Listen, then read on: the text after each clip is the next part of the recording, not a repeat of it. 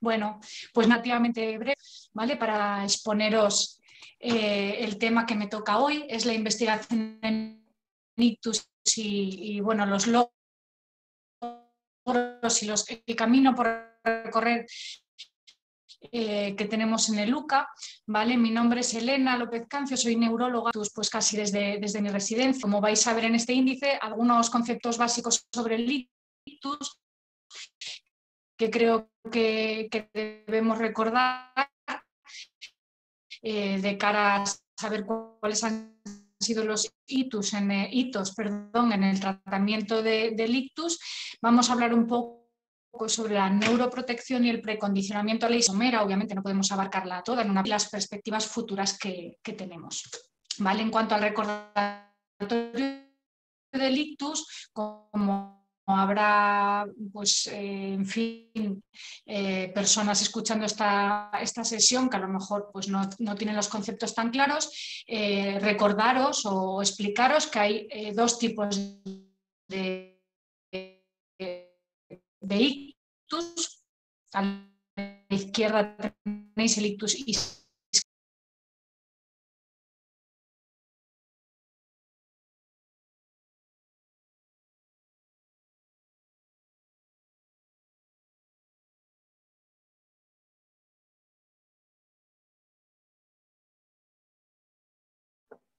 Se ha cortado, Elena, pero ya, creo que ya te recuperamos. A ver.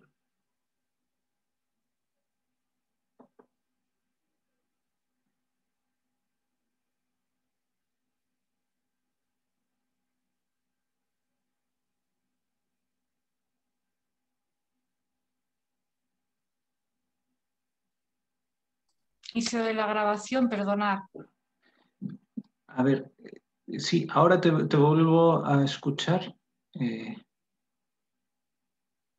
Prueba a compartir pantalla otra vez.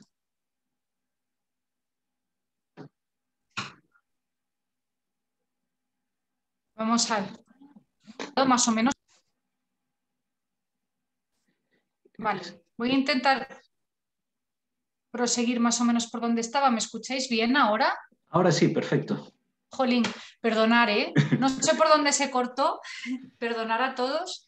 Estaba un poco recordando sobre el ictus, pues los dos tipos principales, el isquémico a la izquierda, cuando se obstruye una arteria y produce una disminución del flujo en un área del cerebro. Cuando tenemos una arteria de gran calibre tapada,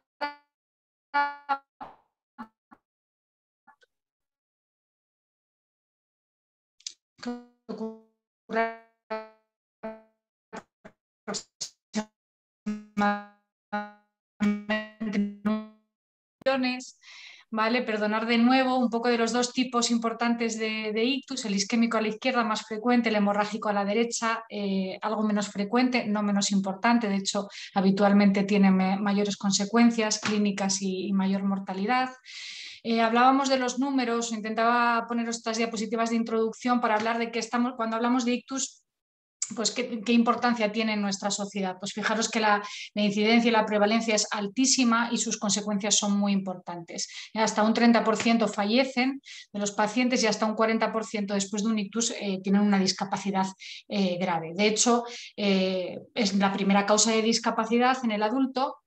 Y fijaros en cuanto a causa de mortalidad. El ictus es la primera causa de mortalidad en la mujer, no lo es ningún proceso oncológico ni el infarto de miocardio, es la segunda en global.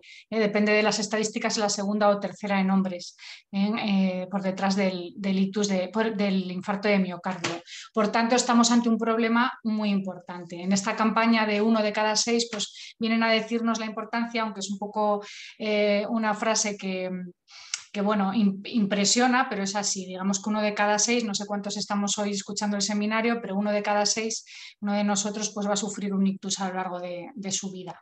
En fin, en cuanto a las secuelas y las causas de discapacidad, son múltiples, dependiendo del área del cerebro que se afecte. Pueden ir desde secuelas físicas en la movilidad hasta secuelas en el área del lenguaje, de la percepción, incluso también de trastornos del humor, del carácter. El paciente muchas veces no vuelve a ser el mismo, aunque sean cambios sutiles en su personalidad. Obviamente la memoria también está muy afectada y de hecho el ictus es una de las principales causas también de demencia. Como os intentaba decir antes, entre medio de todas las interrupciones, uno de nuestros lemas en la atención al ictus es que el tiempo es cerebro, de manera que, aunque aquí viene representado, en estas imágenes de aquí vendría representada un infarto cerebral, cómo va creciendo a lo largo del tiempo, de manera que hay un área en penumbra que le llamamos que puede ser todavía rescatada si actuamos muy, muy rápido. En las hemorragias cerebrales también sabemos que el tiempo es cerebro. Cuanto antes actuemos con la hemorragia, controlemos la presión arterial, cuanto antes revirtamos el tratamiento anticoagulante si es que existía, y cuanto antes ingresemos en una unidad de ictus, el pronóstico va a ser mejor. De manera que los grandes hitos, para que os hagáis una idea, en el tratamiento del ictus y que han conllevado un cambio en el pronóstico, en la mortalidad de los pacientes, han sido por ahora estos tres. Obviamente hay más, pero los grandes hitos son estos tres. Por un lado es la creación de unidades de ictus, unidades específicas para atención al ictus, son unidades de semicríticos con monitorización continua, donde hay un personal dedicado y especializado en la monitorización neurológica, de la exploración neurológica. En Asturias tenemos 2 unidades de ictus, en el UCA hay una unidad con 8 camas, en Cabo Iñés 4 camas, son 2 unidades por millón de habitantes, que es una ratio bastante buena para lo que se suele pedir, y ya solo el ingreso en esta unidad de ictus, el hecho de tener monitorizada la presión arterial, el azúcar, el oxígeno, valorar los cambios neurológicos que puedan haber para actuar, ya solo eso mejora el pronóstico y la mortalidad. Por otro lado, tenemos las terapias reperfusoras que se aplican a los ictus isquémicos. Aquellos que tienen una oclusión de un vaso, como veíamos al principio, y vamos a intentar restaurar el flujo sanguíneo. La fibrinólisis endovenosa con alteplase se aprobó en el 95 y aplica solamente, eso sí, a ictus que llegan con 4 horas y media de evolución de los síntomas. Por eso que el tiempo es cerebro. En muchos casos no podemos administrar este tratamiento porque el paciente llega más tarde de este tiempo, ¿no? De estas horas. En Asturias podemos administrar fibrinólisis en el UCA, en Cabo Iñés, que también hay unidad de ictus, y hay 2 centros teleictus, o 3, perdón, en Jarrio, Cangas y Arriondas, donde podríamos administrar el tratamiento a distancia con videoconferencia. En cuanto a la terapia endovascular, ha sido la revolución de los últimos años, aunque es una terapia que se inició ya a partir de los años 2000 en centros en series de casos. En el 2015 fue cuando 5 ensayos clínicos demostraron su eficacia en no solo abrir la arteria con dispositivos que son unos stents extraíbles, sino en mejorar drásticamente el pronóstico de los pacientes con una oclusión de gran vaso. En nuestro caso, en Asturias, el tratamiento endovascular se realiza únicamente en el UCA, está centralizado en el UCA. Es por eso que el código ictus, que se forma en todas las regiones y comunidades para intentar establecer circuitos de derivación de los pacientes con sospecha de ictus, en Asturias está bastante centralizado en el UCA. Todo ictus a partir de una gravedad, según la escala NIH, que los compañeros de las ambulancias también valoran. Y aquellos ictus que llamamos del despertar, es aquel paciente que se acuesta bien y amanece con síntomas y por tanto no sabemos exactamente el momento de inicio de los síntomas, van a venir a UCA. De igual manera, no me quiero enrollar en esta parte, también hay más derivación de hemorragias en el último año por un circuito de derivación de hemorragias hacia el UCA, que es donde hay servicio de neurocirugía. Pensad que a pesar de los nuevos avances, os he puesto 3 grandes hitos, obviamente luego hay tratamientos de prevención y demás, hasta un 50% de los pacientes que sufre un ictus va a tener una discapacidad grave o va a fallecer. Incluso aquellos que les podemos ofrecer la trombectomía, conseguimos abrir la arteria y lo hacemos en un tiempo adecuado, hasta un 50% de los pacientes se recuperan con secuelas y secuelas graves de discapacidad. Por lo tanto, tenemos mucho que hacer. Y que seguir desarrollando terapias porque en el ictus, como pongo en esta diapositiva, no todo es restaurar el flujo sanguíneo en el caso del ictus isquémico. Obviamente, cuando hay un ictus y se produce un stop en la circulación cerebral de un área, se producen multitud de mecanismos moleculares, de cascadas inflamatorias, excitotóxicas, que finalmente van a producir un daño cerebral que va a ser irreversible, incluso aunque restauremos el flujo sanguíneo. De hecho, si restauramos el flujo sanguíneo demasiado tarde o cuando el infarto ya está establecido, normalmente es deleterio para el paciente. Esto es una imagen resumen en la que no están representadas todas las vías implicadas, son muchas, y se ha intentado en los últimos años establecer e intentar probar multitud de terapias neuroprotectoras. Estas terapias neuroprotectoras idealmente han de producirse en esas primeras fases, han de introducirse en esas primeras fases de la isquemia. Pero fijaos, de más de 2.000 publicaciones y más de cientos de terapias probadas, algunas han llegado al paciente con diferentes mecanismos, antioxidantes, antirreceptores NMDA, e incluso la hipotermia se ha probado.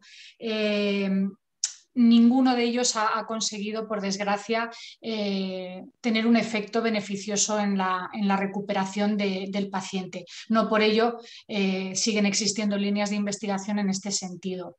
Quería hablaros muy brevemente del precondicionamiento a la isquemia para presentaros algunos resultados previos de investigación de nuestro equipo al respecto, que vendrían a ser aquellos factores o condiciones que están previos al insulto isquémico, pero que consiguen atenuar las consecuencias de la isquemia cuando ésta acontece. En la investigación del ictus, obviamente hay investigación clínica y básica, como es lógico. Nosotros somos fundamentalmente un equipo de neurólogos clínicos y hemos desarrollado fundamentalmente investigación clínica en ensayos clínicos, observacionales, registros prospectivos cada vez más multicéntricos, pero también existe investigación básica, como veremos en uno de los proyectos que tenemos actualmente en marcha. Existen modelos animales de ictus, tanto de isquemia como de hemorragia, y cultivos neuronales que simulan la isquemia, donde podemos estudiar pues, vías metabólicas y hacer pruebas de concepto. En cuanto a las áreas de forma global donde investigar en el ictus, pues como os imagináis es extensísimo. Tenemos desde la prevención primaria y primordial, que implicaría el control de los factores de riesgo vascular habituales, los hábitos de vida, la contaminación, muy en boga también ahora en relación con el ictus incidente.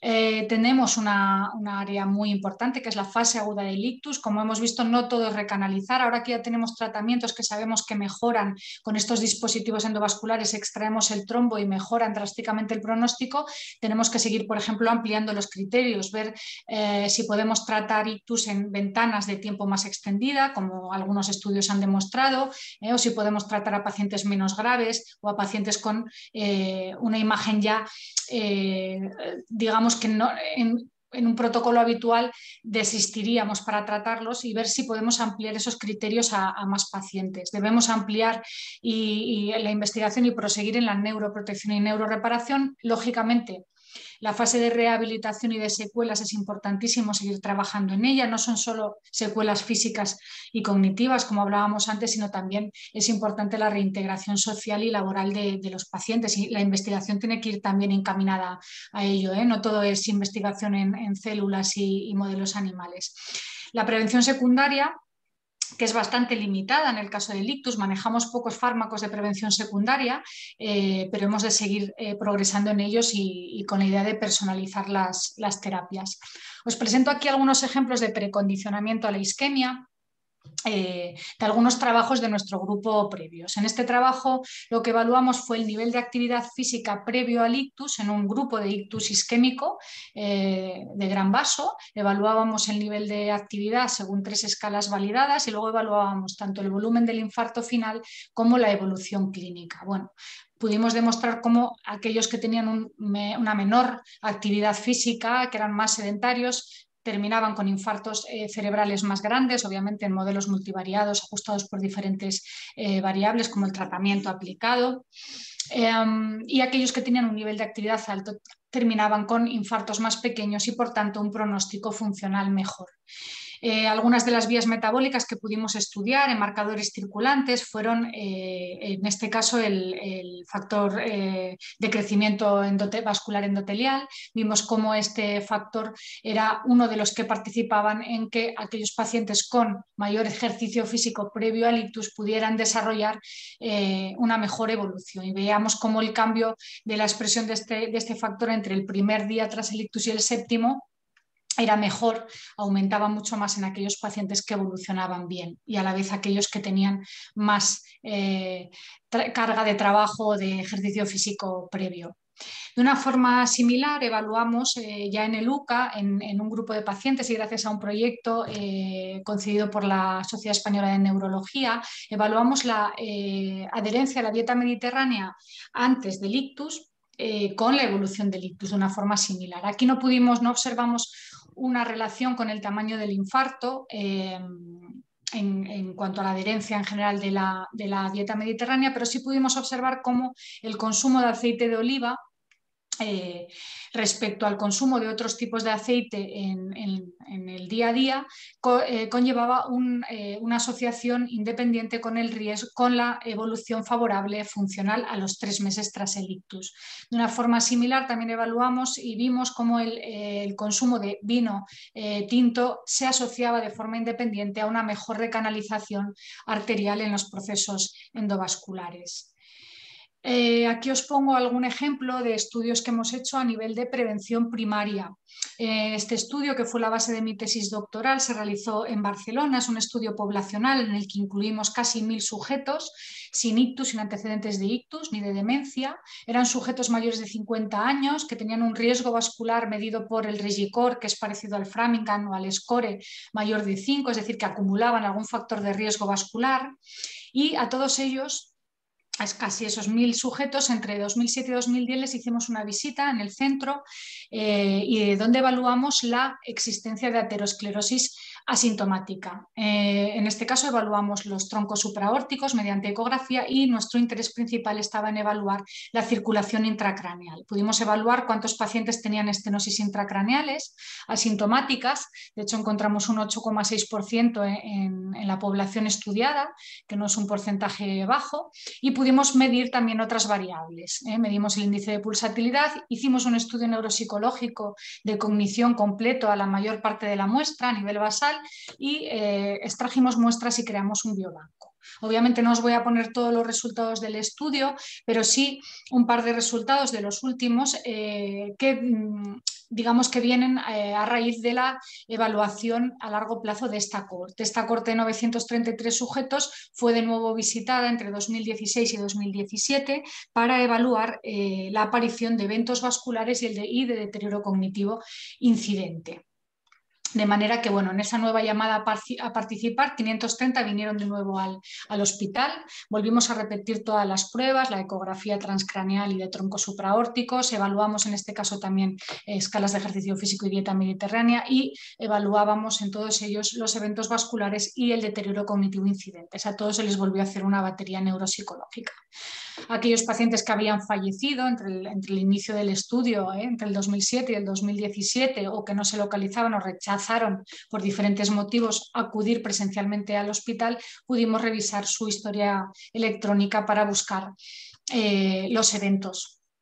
En este artículo reciente lo que describimos es cómo la presencia de esas aterosclerosis intracraneal, que podíamos detectar en el 8,6% de esa población, era un factor de riesgo independiente a largo plazo, tras 7 años de media de seguimiento, para la aparición de eventos vasculares, tanto ictus como cardiopatía isquémica o muerte de origen vascular. Por lo tanto, sería un marcador predictor de alto riesgo vascular. De una forma similar, pudimos evaluar cómo la presencia de aterosclerosis, no solo a nivel intracraneal, sino extracraneal, con estenosis mayores de 50%, se asociaba en el seguimiento a los 7 años con la aparición de deterioro cognitivo o demencia. Por lo tanto, estamos hablando de 2 factores predictores fácilmente evaluables con ecografía transcraneal en una población de riesgo. Hicimos algún estudio de neuroimagen avanzada con DTI en algún subgrupo de pacientes para evaluar la relación precisamente de la desintegración de la sustancia blanca en algunos tractos y el rendimiento cognitivo en relación con algunos marcadores ultrasonográficos como el índice de pulsatilidad. Asimismo, miramos mediante ultrasonografía en un grupo de pacientes el diámetro del tercer ventrículo, que es una medida que viene a indicar una atrofia cerebral y que habitualmente medimos por TAC. Obviamente no vamos a hacer un TAC a una población general, ¿no? sin factores de riesgo, en este caso factores de riesgo sí, pero sin ictus previo ni demencia. Aquí pudimos evaluar cómo ese diámetro medido en la visita basal se asociaba en el seguimiento a largo plazo con la demencia y el deterioro cognitivo incidentes. Bien, yendo ya un poco a la parte más concreta de nuestro centro, os comentaré, después de deciros pues, que somos una unidad de referencia obviamente en la comunidad, que tenemos una comunidad, como sabéis, muy envejecida y por tanto la incidencia de ictus es altísima, es una de las más altas de España. Tenemos más de 1000 ingresos con ictus al año en nuestro centro y colaboramos y nos interrelacionamos con múltiples servicios, radiología, bioquímica, hematología, rehabilitación, cardiología. Como hemos hablado, también hay mucha relación y muy estrecha entre el ictus y la cognición, por lo tanto, mucha relación con otras líneas de investigación, ¿no? del grupo. Todo ello son fortalezas que hacen que nuestro centro sea idóneo para desarrollar investigación.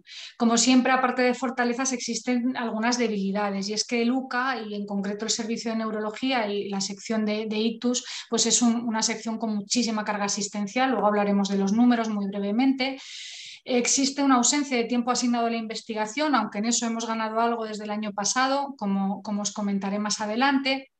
No había registros de actividad tampoco para poder evaluar de forma sistemática indicadores de calidad, indicadores de actuación. Eso también lo hemos ido solventando. Y algo importante que supongo que pasará también en otros servicios con mucha carga asistencial, y es que falta la cultura investigadora y se percibe esto como algo, como entes independientes, ¿no? No está integrada la investigación con la asistencia y muchas veces no muchas, siempre van parejas. Algunos números que os quería presentar, porque obviamente del registro, de no tener ausencia de registros a tenerlos, pues hemos podido tener registros desde el 2018 y 2019. ¿De qué números estamos hablando? Pues atendemos 1.211 pacientes en el 2018, 1.400 en el 2019. ¿Cuántos códigos ictus activamos? ¿Dónde ingresan? ¿Cuántos reciben terapias de reperfusión? ¿Cuántas son hemorragias? Fijaros que en el 2020, como ejemplo de un año bastante atípico por la pandemia, aquí no os pongo los datos del confinamiento, donde vimos una reducción, sobre todo en el mes de marzo. Luego ya volvimos a números habituales hasta tal punto que fijaros que casi 1.500 pacientes fueron visitados en nuestro centro con sospecha de ictus, con 244 hemorragias y muchos derivados de otros centros. Por tanto, es indudable que nuestro centro, en el que año tras año vamos viendo más pacientes, más activaciones de códigos, es un centro idóneo y además es el centro de referencia, ¿no?, de la comunidad, pues, para desarrollar proyectos de investigación. ¿Qué queríamos lograr, ¿no?, digamos, en el aspecto investigador? Pues aumentar nuestra capacidad investigadora, aumentar el personal dedicado a la investigación, poder participar, que hasta ahora no se había hecho, en proyectos competitivos de la acción estratégica en salud y también en ensayos clínicos en ictus en fase aguda, que no habíamos participado en ninguno desde LUCA. Hemos conseguido la contratación del personal investigador. Ahora os diré, sobre todo gracias a una contratada Río Ortega, la doctora María Castañón, gracias a una intensificación que yo conseguí gracias a un proyecto FIS. Hemos conseguido un proyecto FIS que está en marcha.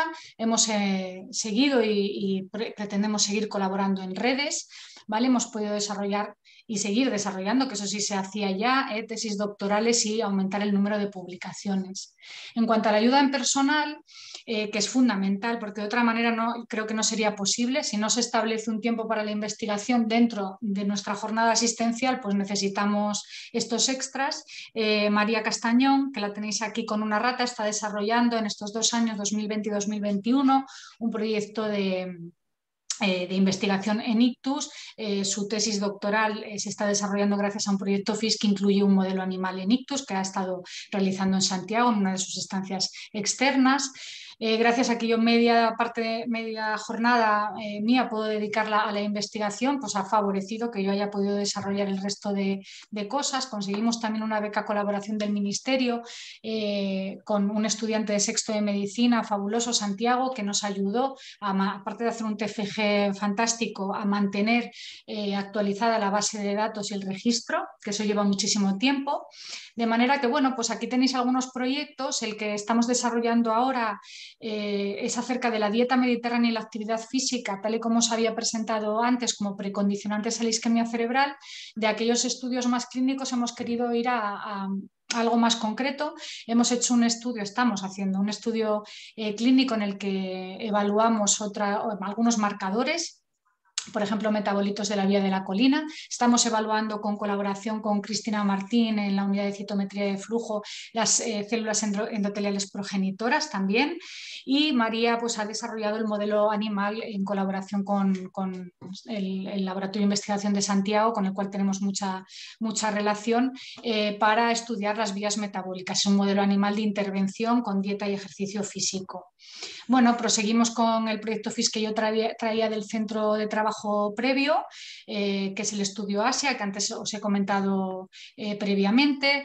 Se hizo en el 2018 un estudio promocionado por la SONES y la SEN, la Sociedad Española de Neurología, para el uso del Doppler en la hemorragia cerebral. Estamos participando en un registro de ictus de territorio posterior.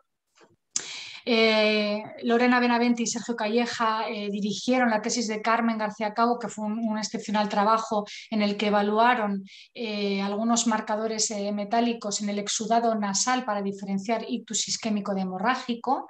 Un abordaje muy novedoso que ha favorecido la colaboración con el Departamento de Química, que ya había participado en la tesis, para un nuevo proyecto, en este caso un proyecto Mineco, que, como os decía antes, pues enlaza un poco con el envejecimiento y digamos, también la demencia. Colaboramos con el equipo de bioquímica clínica, con Belén y Adela Cortés, que está actualmente desarrollando su tesis para la medición de asma, de metilargininas en pacientes con ictus hemorrágico, y ahora se ha solicitado un FIS este año al respecto, en este tema. Pues bueno, muy rápidamente hemos incluido pacientes en fase aguda del ictus en algunos ensayos clínicos de pacientes para ampliar los criterios de trombectomía, pacientes con una neuroimagen más desfavorable o pacientes con una gravedad más leve. También estamos a punto de empezar un ensayo clínico, el HOPE, que intentará evaluar cuál es la mejor estrategia de abordaje de la tensión arterial en la fase aguda del ictus en pacientes tratados con trombectomía. Y de la misma manera esperamos participar muy breve, vamos, yo creo que será a partir de mayo estamos ahora, quizá junio empezamos a reclutar. El ensayo April es un ensayo de neuroprotección. Se administrará un aptámero, es un aptámero contra los receptores TLR4, que ha demostrado pues, en modelos animales reducir el volumen del infarto, y pretende, es un fase 2A el que vamos a desarrollar aquí, probar su eficacia en ictus en humanos. También en prevención secundaria hemos podido incluir a algún paciente, y esperamos incluir más en un proyecto sobre anticoagulación en pacientes que ya han tenido un ictus hemorrágico.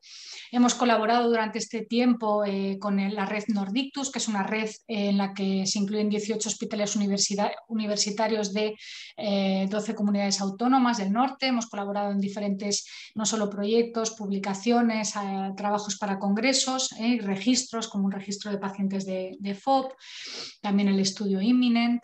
Hemos colaborado con la red previa de la RETIX del Invictus por la colaboración previa de mi grupo. Gracias a proyectos que teníamos allí hemos ido colaborando con ellos, y también en un proyecto del Interreg Sudoe del IctusNet, que hemos participado como asesores externos. Ya estoy terminando.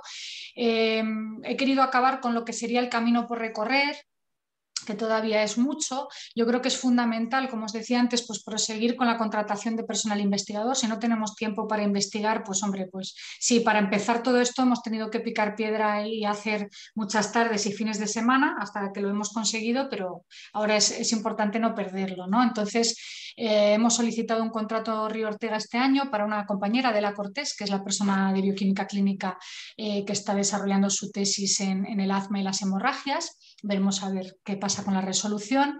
Sería ideal poder consolidar el contrato Río Ortega de nuestra compañera María Castañón en un contrato Juan Rodés, que es como digamos, la continuación más adecuada. Para ello, desde luego, necesitamos la acreditación del ISPA, que esperemos que llegue a buen puerto, ojalá sea así. Y si no, mientras tanto, también hemos aplicado este año en la red RICORS, como que la red de Ictus Nacional nos han incorporado como grupo a todos los efectos con un presupuesto asignado. Veremos a ver qué pasa con la resolución final, pero tenemos mucha esperanza y además es una oportunidad fantástica porque entablaremos relación con los principales grupos de investigación en Ictus de todo el territorio nacional. Finalmente, pues bueno, hemos pedido 3 proyectos FIS este año. Teníamos uno activo, como os decía, ahora tendremos, a ver si hay suerte, uno en hemorragia cerebral en colaboración con bioquímica clínica. Hemos hecho uno más menos, digamos, básico, que es el impacto psicosocial del ictus en edad laboral, y también un proyecto muy interesante sobre marcadores diagnósticos en ictus de origen indeterminado. Por supuesto, el camino por recorrer es seguir impulsando esta cultura investigadora en nuestro servicio, que es un servicio pues que da cabida y atención a la mayor parte de los pacientes con ictus en nuestra región. Y bueno, aunque ha costado traerla y ha llegado, esta digamos, cultura investigadora pues no debe de irse. Y ese es quizá el trabajo más importante. Y nada, simplemente acabar con una frase que, en fin, resume un poco en que el único futuro está en la colaboración, en el enriquecimiento mutuo, que debemos dejar de mirarnos cada uno a nuestros propios proyectos para poder seguir avanzando. Así que nada, muchas gracias y si tenéis alguna pregunta, lamento mucho todo el trastorno al principio con la conexión. Muchas gracias, Elena. Recuperamos la conexión y la charla estuvo muy interesante. Gracias. Están abiertos los micros para quien quiera hacer algún comentario. Es el momento, si alguien tiene algo que decir. Veo el micro de Álvaro abierto, adelante. Bueno, me he quedado favorablemente asombrado me ha gustado muchísimo la charla, ha sido un trabajo excelente y significa estar lo que es un hospital moderno del siglo XXI, es decir, atender clínica e intentar hacer investigación para resolver los problemas que se presentan a diario. Nada, mi más cordial felicitación, seguir trabajando en ese tema y bueno, lo que tú has dicho antes, este problema de investigación en hospitales es de todos y todos tenemos que ayudar y colaborar y todos tenemos métodos y cosas que aportar. Entonces, bueno, conocernos pues es fabuloso. Pues muchas felicidades y adelante. Sabir. Muchas gracias, Álvaro. Sí, además yo creo que muestras todo el viaje en vuestro caso, desde la clínica al laboratorio, a la investigación más básica. Otra gente del instituto quizá lo hace en sentido contrario, pero bueno, deja claro la razón de ser de un instituto como el ISPA. Y se ven las necesidades y la importancia, por ejemplo, ahora lo que enseñabas de la acreditación, pues claro, hay muchas cosas que se conseguirán reforzar Pero, si conseguimos sacar adelante la acreditación, yo creo. Ojalá, ojalá. ¿Alguien más con comentarios? Si no, podemos... bueno, damos un momento más y si no veo más micros abiertos ni nadie comenta nada por el chat, creo que podemos dejarlo aquí. ¿Vale? Pues nada, muchísimas gracias por la invitación y nada, un saludo para todos. Ya sabéis dónde estamos. La unidad de Ictus de Luca. Vale, chao. Chao. Feliz tarde.